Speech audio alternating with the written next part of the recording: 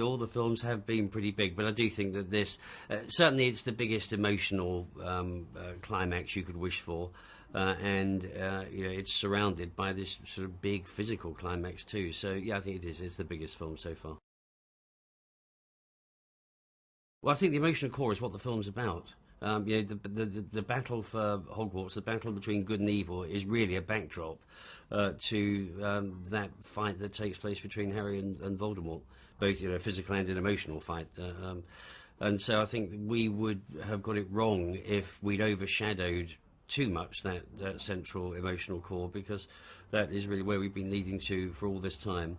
And it would be a shame not to have the ability to witness it and understand it and properly enjoy it, just because we had too many bangs and booms going on. But there are plenty of bangs and booms, and there's lots and lots of emotion too, so it's brilliant.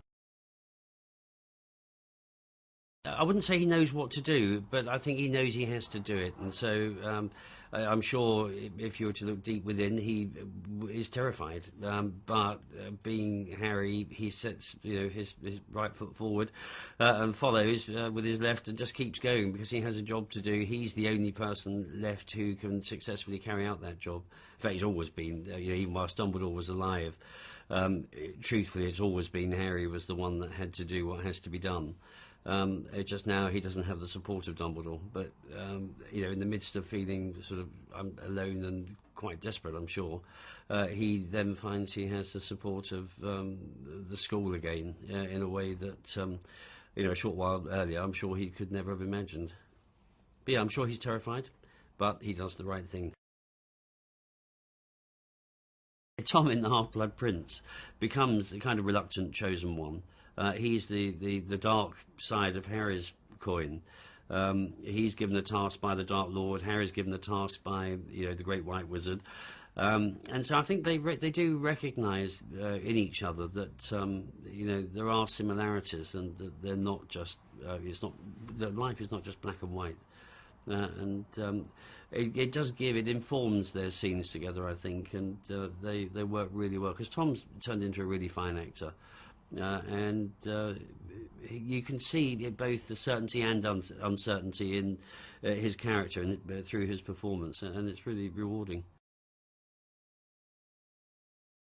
It's actually quite exciting because, you know, we've lived with these kind of sets. The courtyard we rebuilt outside because we had to do certain things that were not practical to do on the stage, and so we rebuilt it. We changed its shape very slightly and made it slightly bigger to make to accommodate the action that was required. But it's still the courtyard that you have become to know and love and will recognise. But in a way, it was actually really exciting to start to blow things up and destroy things and knock them down, because it just was so different to anything we'd ever seen or done at Hogwarts before, that it's kind of exhilarating. I suppose it is a shame to see these basic works of art that Stuart's creations actually start to fall to pieces before our eyes. But at the same time, it's fun, it's exciting and exhilarating.